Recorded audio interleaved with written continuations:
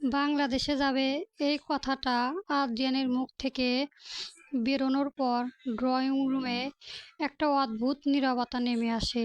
TV বন্ধ, ঘরের ভেতর শুধু দেওয়াল ঘড়ির টিকটিক শব্দ।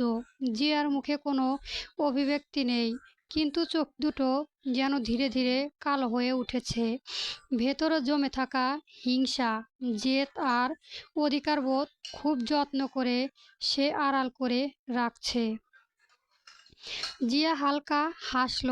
হাসিটা ঠিক হাসি নয়, বরং দাঁত বের করে রাখা কোনো প্রাণীর সতর্ক ভঙ্গি।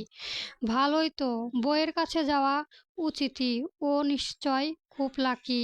কণ্ঠটা নরম, কিন্তু শব্দগুলো ধাঁধালো। আদ্রিয়ান কিছু বলল না। সে জানে জিয়ার নরম কণ্ঠের আড়ালে কি ভয়ঙ্কর রূপ লুকিয়ে আছে। সোফায় বসে সে একটু সোজা হয়ে বসল, যেন দূরত্বটা আরও পরিষ্কার থাকে। এই সময়টা রান্নাঘরে দরজা আড়ালে দাঁড়িয়ে থাকা মেঘ নিঃশ্বাস আটকে সব শুনছিল। এখন আমার বউকে তার মর্যাদা দেওয়ার উচিত। এই কথাটা কানে বাজতেই বুকের ভেতর অদ্ভুত এক অনুভূতি খেলে যায়। রাগ, ভালোবাসা, ভয় সব মিলেমিশে একাকার। কিন্তু সেই সঙ্গে একটা প্রশ্ন মাথা তোলে। আদ্রিয়ান কি সত্যি তাকে নিয়ে ভাবছে, নাকি শুধু পরিস্থিতি সামাল দিতেই এসব বলছে? জিয়া আবার কথা বলে, তুমি কবে যাবে বাংলাদেশে? 1 মাসের মধ্যে, সংক্ষিপ্ত উত্তর আদ্রিয়ানের। তাহলে তো সময় কম। জিয়া মৃদু হাসল। এর মধ্যে আমাদের অনেক কথা বাকি, তাই না?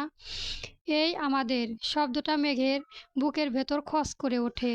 সে আরও আড়ালে দাঁড়িয়ে থাকতে পারে না।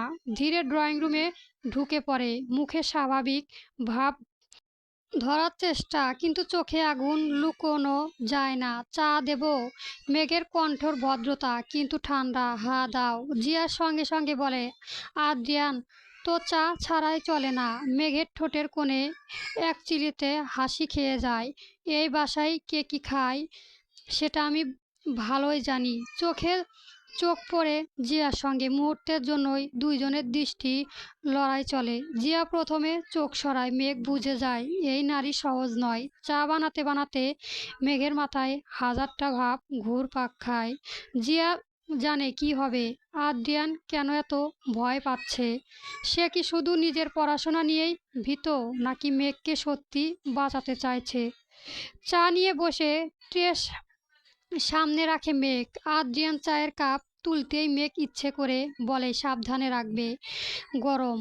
আদ্রিয়ান চোখ তুলে তাকায়। সে দৃষ্টিতে কৃতজ্ঞতা, অনুরোধ আর সতর্কতা সব একসাথে।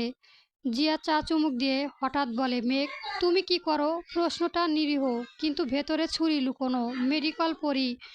মেঘ শান্ত স্বরে উত্তর দেয়। ও। জিয়া ভ্রু তোলে। তোমার মতো মেয়েরা খুব আমবিশ্বাস হয়, নিজের জন্য সব কিছু চায়। মেঘ বুঝে যায় ইঙ্গিতটা কোথায়। সে একটুও দমে না, এগিয়ে বলে, হ্যাঁ যা আমার তা আমি ছাড়ি না। এই কথায় আদ্রিয়ানের বুক ধক করে ওঠে। সে দ্রুত প্রসঙ্গ বদলায়। জিয়া তোমার তো আজ হাসপাতালের ডিউটি ছিল, তাই না? জিয়া হাসে, ছিল, কিন্তু দরকার হলে সময় বের করি। এই দরকার শব্দটা ভারী হয়ে ঘরে পড়ে। কিছুক্ষণ পর জিয়া উঠে দাঁড়ায়। আমি আজ উঠি, আবার আসবো। মেঘ কিছু বলে না, শুধু দরজা পর্যন্ত এগিয়ে দেয়। যাওয়ার আগে জিয়া হঠাৎ থেমে গেল। মেঘের দিকে তাকিয়ে বলে, সব সত্য জানার যোগ্য হয় না মেঘ। কিছু সত্য লুকিয়ে রাখাই ভালো। মেঘ এক চুলও নড়ে না। কিছু সত্য লুকোনো যায় না জিয়া ম্যাম। দেরিতে হোক বের হয়ে পড়বে। পরবর্তী গল্প পেতে আমার চ্যানেলটা সাবস্ক্রাইব করবেন এবং গল্পটি কেমন হয়েছে কমেন্ট বক্সে অবশ্যই জানাবেন। গল্প তোমার নামে নীলচে তারা, কলমের নুসাইবা এহসান হিয়া। চলবে।